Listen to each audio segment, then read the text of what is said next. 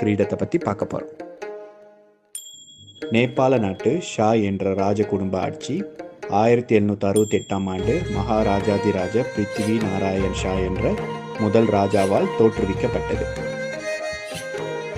இந்த பிருத்திவி நாராயண் ஷா ராஜா நேபாள் நாட்டில் இருந்த கத்மண்டு, பாத்தான், பக்தபூர் ஆட்சிகளை ஒன்று சேர்த்து ஒரு புதிய பலமுள்ள நேபாள ராஜாவாக திகழ்ந்தார்.